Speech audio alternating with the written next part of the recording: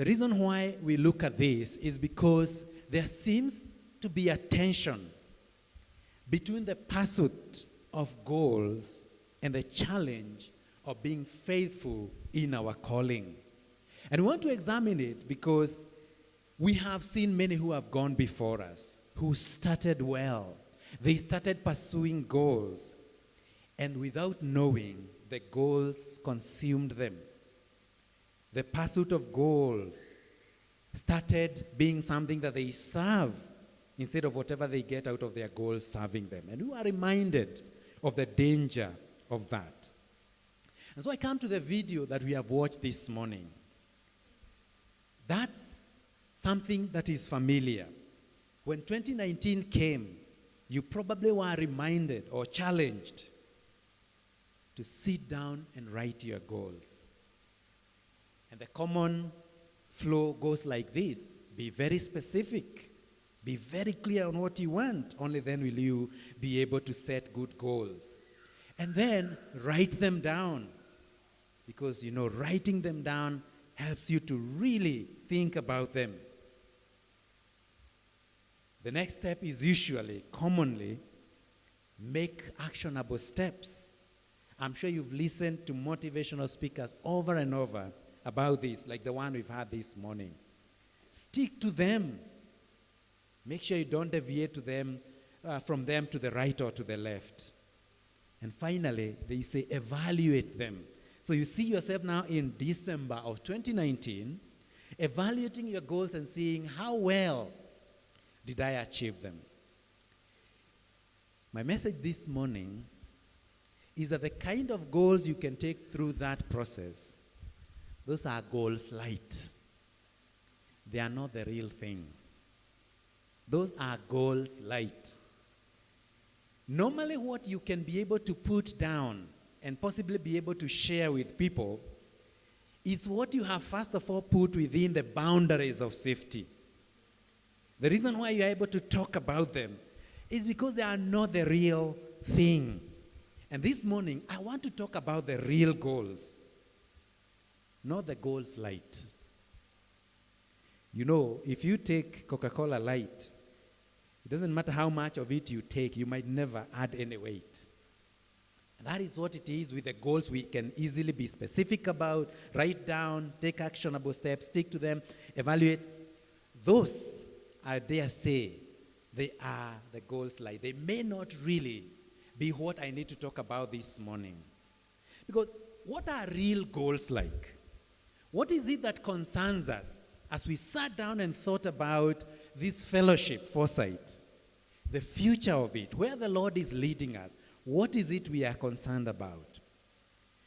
We are concerned about something that is deeply seated in you.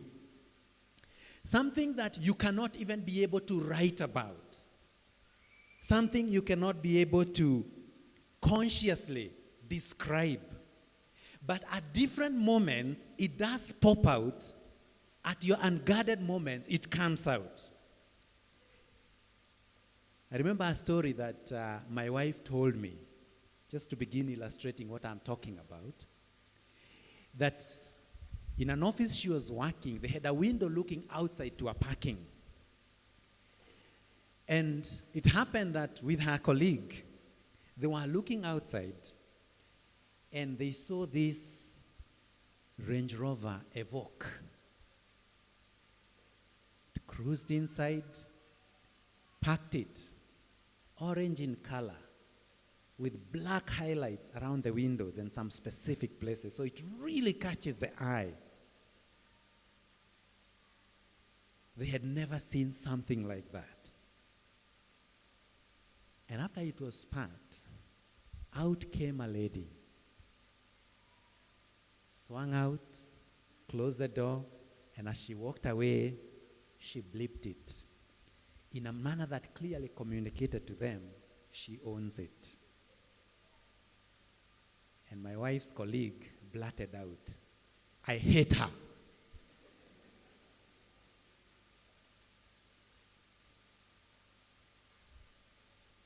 What is that was coming out? What was coming out as she blurted that It's that unguarded moment when the real goals come out. I may have a wits now, but my goal is, as long as I live and I can, to get to an evoke. How come she has got there so soon? I hate her. Those are the kind of goals I'm talking about. They are the goals that are so deep-seated that, my brother, when you see a Range Rover Velar pass, you feel a chill down your spine. Why? Because given the opportunity, you would upgrade your current, is it a Polo, Volkswagen Polo, or Toyota Premio? You would upgrade it to something else. And if you ever have an opportunity, your final destination is a Velar. It's a goal. It sits inside you. It's deeply seated inside you. Those are the kind of goals that I want to talk about today, and contrast that with a call to faithfulness. What happens when your income suddenly increases, doubles or triples or quadruples? What happens? If you used to go buy shoes in Ngara, where do you start going? You begin to discover there is Deacon's, some other places. What is that is driving you to that? It's because deep-seated inside you, there is a goal that I want to wear the most expensive shoe I can afford. It is a goal. If you are in business, you remember that rush you get when you are about to close a deal that's going to change your life? You've never written it down in the beginning of the year that I want to clinch the biggest deal. I want to make the most money. I want my business to grow exponentially. We don't write those kinds of goals. That's why I dare say the kind of goals that we saw the lady talking about, those are goals light. I'm talking about the thing that drives you. As you go through the 365 days of 2019, there's going to be something that is going to be driving you. When you are told or you are asked or challenged to write your goals, those of you who are employed and normally get bonuses, I am sure, or I suspect, maybe let me be modest here, I suspect none of you wrote that I want to ensure I get a bonus that is bigger than the one I got at the end of last year, or the one I'll be getting in the next few days. Why is that so? Because when we come to writing goals, we write goals light. But the real deep-seated goals, the ones that drive us, the ones that determine our action, we can never even be able to write them. I suspect nobody wrote, I hope I get a double of my bonus at the end of the year, a double of what I got this year. Isn't it an ambition that every year as you work, and a hope, and something that you keep in your mind, that every year's bonus ought to be bigger than the previous one? And whenever it's not, you get a real disappointment. You get disenfranchised. Why do you feel that sense of disenfranchisement? It is because deep-seated in you, there was a goal that you could not even verbalize. That I want this year's bonus to be bigger than the one of last year. Those are goals that we work on even without knowing that we are working on them. And that is where we need to talk about, because we work on them, they drive us, they are so deep-seated, they are so part of us, that we are never able to face them like we face the ones that we write down, we are specific about, we make sure they are smart. These goals I'm talking about, they are not smart. If anything, somebody has tried to describe them as big, hairy, and audacious goals. And they are running goals. These are not goals that you set for 2019. They are with you from the time you became conscious of yourself, the time you began perceiving the world, and you will pursue them until you die. And that's why you've heard of people who die with millions and millions of shillings in their banks, and they were living as paupers. Why? Because deep-seated in them, there was a goal to accumulate as much money as they can. If you told them to write their goals, they would never write such a statement. But it is there. They live it. And why we need to talk about this is because all of us, starting with me, we do have these goals. They overpower us, they drive us, we work on them all the time, and a lot of our decisions that we make, especially the instant decisions, they are normally made based on those goals that I'm calling running goals. How many of us have ever written as one of their goals that they want to make some quick money without doing anything? That's your, New Year's resolution. Number one, make as quick, money as quickly as I can without possibly doing anything about it. Isn't that specific enough? We never write that. But how many of us fell prey to the pyramid schemes? What were we doing? Trying to make money as quickly as we can without even doing anything. Those, brothers and sisters, are the goals that we need, first of all, to begin entertaining the thought that we have them. Because they are in the subconscious. It is difficult to admit that each of us seated here, if given an opportunity to make as quick money as possible, without even doing anything, we would grab the opportunity. Why would we do that? It is a goal that sits in us, deep inside us. When you saw a gentleman called Abisai winning, was it 241 million? Did you feel that chill down your spine? Did it occur to you, what if? What's the finishing of that what if? It was me. What is that? We have these goals. Good news and bad news is that, one, it's normal to have them. But the bad news is that these goals, they have two sides to them. On the one hand, when we are the villains, because of having these goals, we are very prone to seeking to achieve them at the expense of others. Does that sound familiar? If it doesn't, it's because, one, you're not maybe even conscious that these goals drive you. But that's what we are talking about.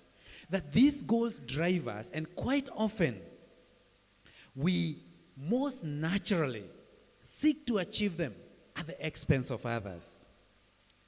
I remember one time, my wife and I were visiting someone, and he was about to dispatch a tray of eggs to some location to go and be, he was sending them to someone who had already paid.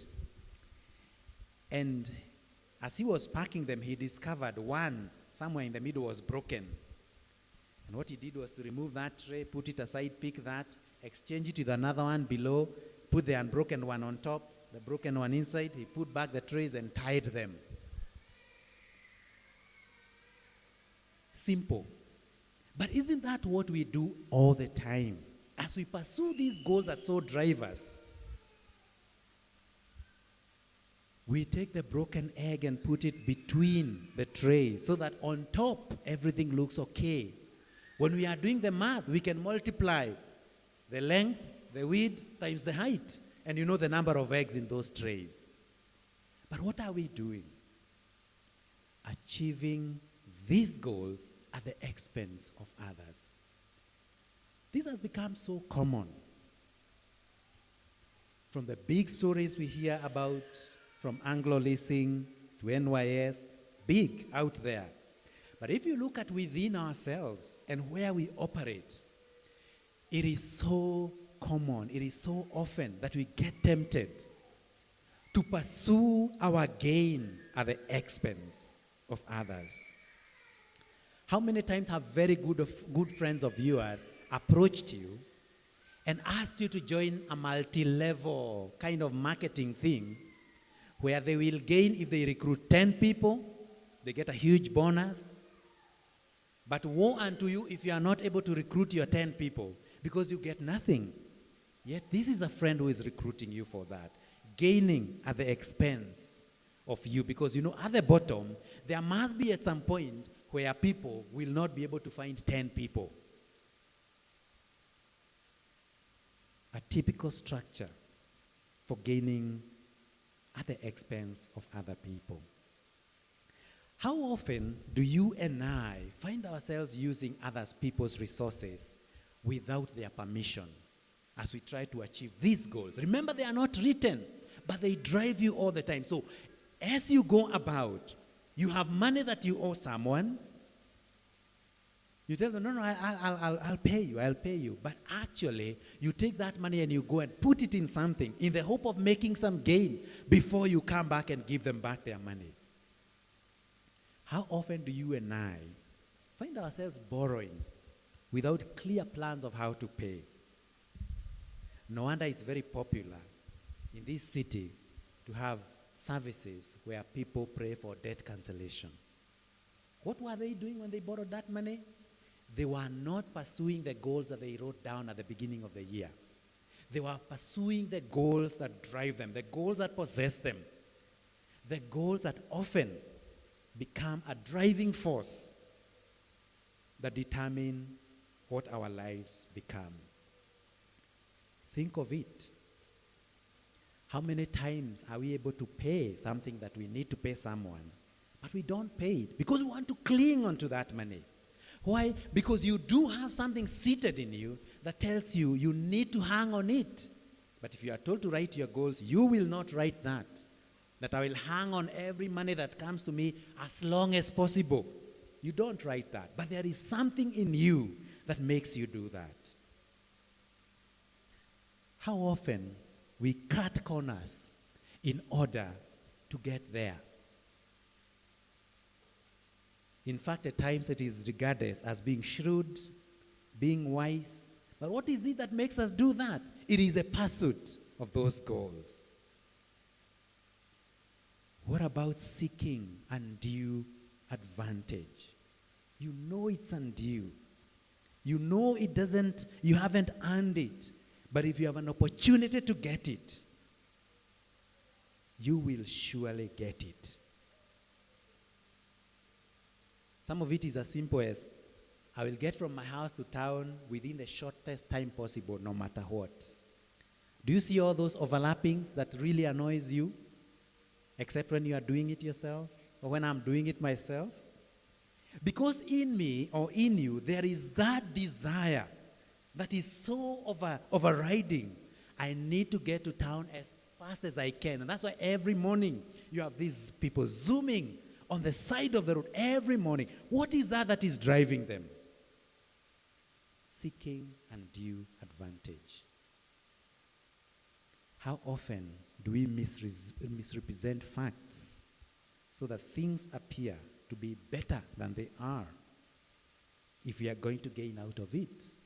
Or things appear to be worse than they are if we are going to gain out of it? What is it that causes us to do these things? It is because within us, there are some goals that drive us. And when we are told to write up our goals, when we are told to be smart, specific, time-bound, everything, those do not feature, but they are the real thing. And that's what we want to talk about this morning. How do they sit side by side with faithfulness? But the other side of these goals is that they can make us victims. Victims of falling for quick fixes. It doesn't matter how intelligent you are, how educated you are. When you are pursuing these goals, subconsciously, with all your energy, you can also become a victim. And that's why we need to talk about them. Because many people have been victims of pursuing those goals that we never even write down, but they are the real thing. was really amused when I heard of this learned friend, renowned lawyer, has been a member of parliament for many years, has been a minister, but gets conned of their 70 million shillings because they've taken it to someone who has told them he can pray over it and it will greatly multiply. What was going on? If you had asked them at the beginning of that year to write their goals, they would never have said, I want to just multiply my money just like that. They would never have said that. But deep-seated within them, it was there. And that happens to be you and me. We do have these goals. And as a result, we easily fall victims. Losing that money in that really nice deal that somebody comes along and promises you. So the question then becomes, what is it that God would want us to do with those goals? The question of faithfulness versus our goals. What is the posture that we need to adopt as we pursue these goals? Number one, we first of all start by just being aware, what I was seeking to do, to make you aware that actually the goals that you pursue, they are rarely the ones that you write down. They are deep-seated, they are in you, they are with you all the time. And instead of going for those quick fixes, instead of achieving them at the expense of others, instead of using other people's resources without permission, we need to rethink about what is it that the Lord has given to us, that we do, that we have, that we are in control of, and how do we take this moment when you are here to do the best that you can with it, so that our driving stops being those things that make us get as much as we can, as quickly as we can, and it becomes, what is it that the Lord would want me to do right now, right here? And that raises a question. How much are you committed to doing the best that you can every moment of your life? In your office, in your business, in your home. What is your commitment like? Are you committed to doing the best that you can? Or you are committed to pursuing those other goals so much that constantly you are hiding your actions, you are deceiving, you are putting a facade so that it looks like you are doing one thing, but in reality you are doing another. It looks like you are helping, but in reality you are busy taking away. Are you doing the best that you can? Jesus in the book of Luke chapter 16, verse 10, going on to 12, asked his disciples, or told his disciples, that if you can be trusted with little, you can also be trusted with much. And this raises the question of, what you have right now, are you working to be faithful on it, with it? Or are you so driven by those salient goals inside you that you overlook everything, you ride roughshod over everyone in order to pursue those goals? If you can be trusted with a little, you can also be trusted with much. In verse 12 he says, if you are unfaithful with others' property, who will entrust you with your own? Whenever you read such scriptures, one of the things that may occur to you is that there are lots of people who are unfaithful with others' property, but they seem to have a lot. Whatever they may have is not going to lead to what we have been talking about, the pursuit of happiness, because it has not been entrusted to them. They may have grabbed it, they may be keeping it, but it does not lead to happiness because it has not been entrusted to them, because they were unfaithful with others' property. And the question, therefore, we are addressing here is, in the pursuit of your goals, would you consider yourself as being faithful in God's eyes? Whatever it is that you set out to do in 2019, which is maybe written, but most often not written, the driving force of your life, how often does the thought of faithfulness come into your mind as you make those split-second decisions on whether to take that deal or not to take it, on whether to keep that brother's money, that sister's money, or not to take it, on whether to be honest when you are doing business with that person or not? How often does the question of the Lord expects of me to do what is right, to dispense justice, how often does that come? Has that become a big enough force to be able to push back against the force of those goals that I'm describing, that grab you, that grip you, and drive you? As I was thinking about this, I did think about some of the great people in the Bible who, if you put to them this question of goals, it would raise very interesting thoughts. Think about Moses. If you've had the opportunity to read through, like from Genesis, all the way you catch with Exodus, and you can see the flow of things. If you are like me, one of the things that grips me is how hard Moses worked as he led the children of Israel. I note that all he did was to follow the instructions of the Lord, and in an amazing way. But when you get to Numbers chapter 20, something slight happens that always makes my heart sink when I read the story of Moses. And it is captured in Deuteronomy chapter 34, when the Lord raises Moses to a high place on Mount Nebo and shows him the promised land and explains to him, this is the land. What you can see is the land that I promised. But Moses, you are not going to enter it. Why? Because at some point, when Moses was leading the children of Israel, he got overtaken by his own self. He became a bit too driven by proving a point. That instead of speaking to the rock to give the children of Israel water, he struck it twice with his rod. And right there in Numbers chapter 20, the Lord said, you and Aaron have disobeyed me, and so you will not see the land. That's what can happen when those goals overcome you and you are not consciously working to let the Lord have his way.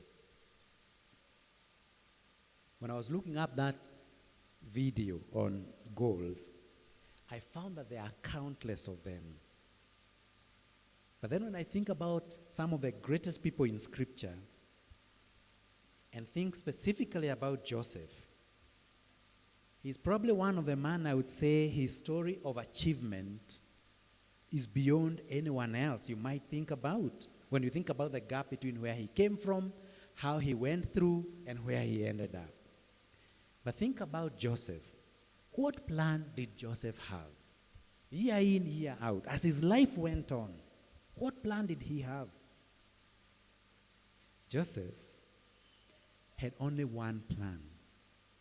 I will do my best wherever I find myself. And that is why in Potiphar's house, he was great. Was he driven by the goals of ever becoming a prime minister?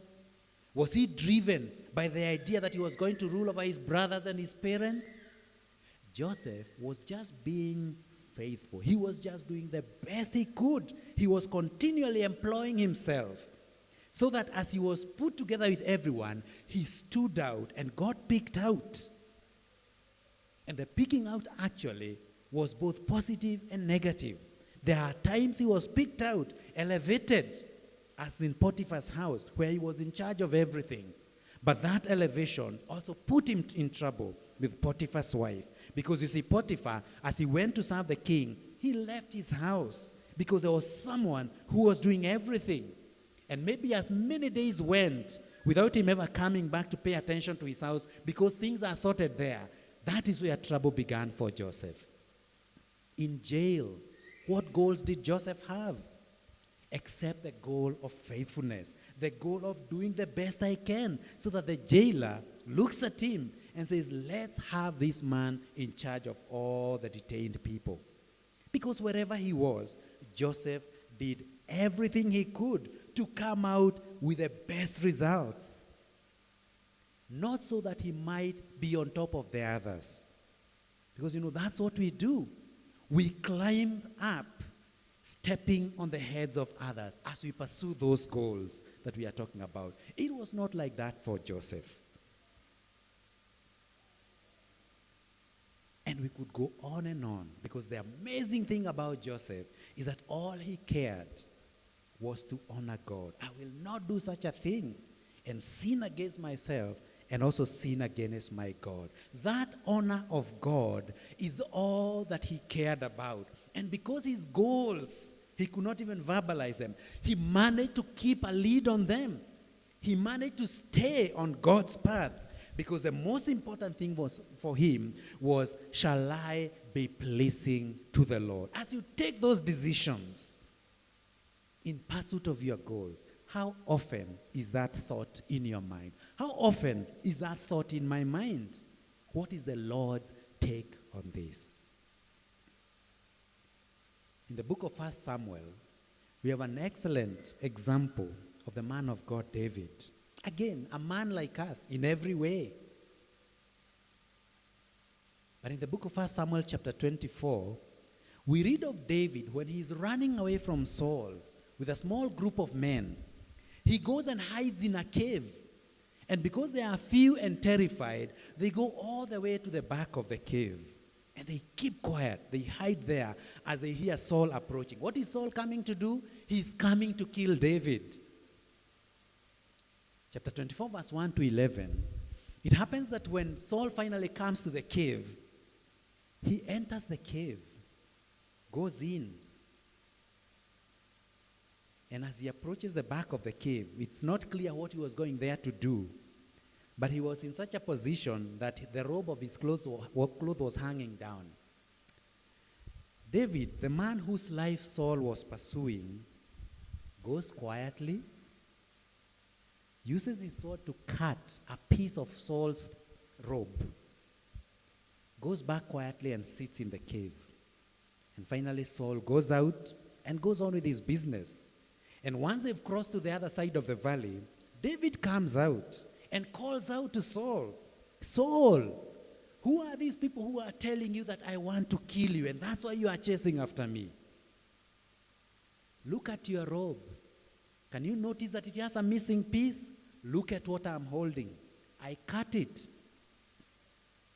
And by the way, when David was doing that, his men, the Bible records, were telling, oh, the Lord has delivered your enemy, your arch enemy, into your hand. Just go at him. But the ambition of being a king was not driving David. If anything, David said, how can I do this to the anointed one of the Lord? How can I do this to him? Because being conscious of God's will, being conscious that where you will go, you want to be taken only where God will take you, will make you make such statements, speaking to yourself.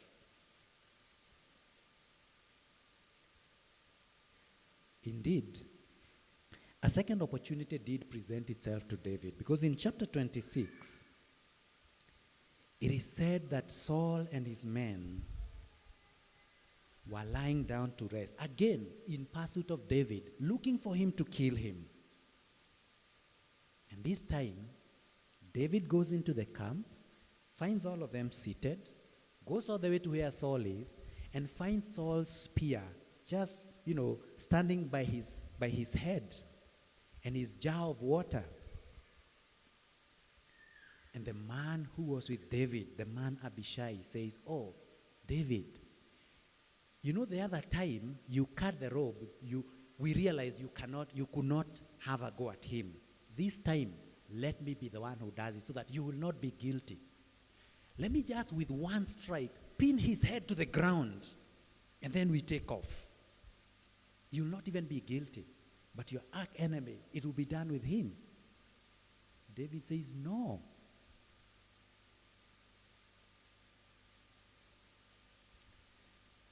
When we think about it, these goals that drive us, remembering the Lord will be able to shield you from pursuing them in ways that are going to hurt others. Not just going to hurt others, in ways that are going to sabotage your destiny. Because you may get somewhere, but if it's not the Lord who has taken you, then you will not find happiness. This pursuit of happiness, you will only get it if all the way you will remember to let the Lord have his way, to not, as David would say, touch the anointed one. You know, David ascended to the throne. Even though he had been anointed by Samuel, he did not use his hand. He did not use his means. He did not ascend there at the expense of anyone. He gave the Lord the opportunity to get him there. And so the call to faithfulness, brothers and sisters, as opposed to those goals,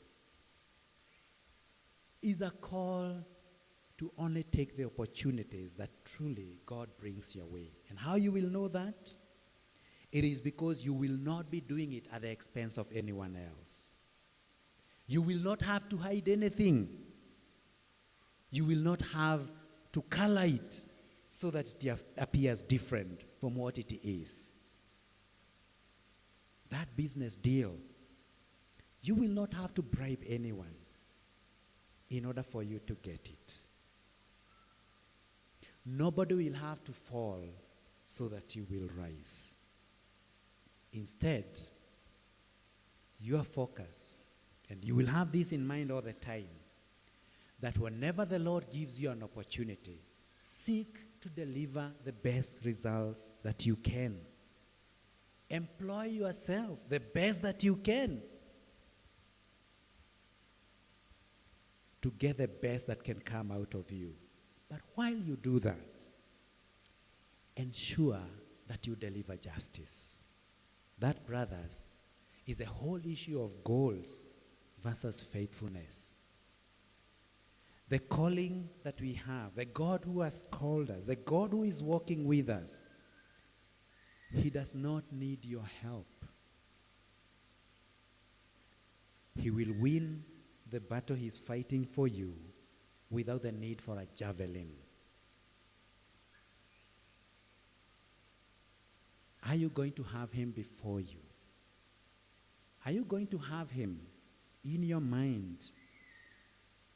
His will, his purpose, his calling on you to do the best you can wherever you are, to walk into the door that he will open for you rather than the one that you are going to break through in order for you to get in. In 2019, as you pursue your goals, how many people are going to be victims of your progress? How many people are going to lose so that you can gain? My prayer for you and I is that there will be none. Because if it's the Lord who is going to be doing it for you, then when it has happened, and the Lord will actually enable you to progress, the Lord will enable you to be great, but nobody will be falling so that you rise. And when you have achieved that progress, then you are going to find true happiness.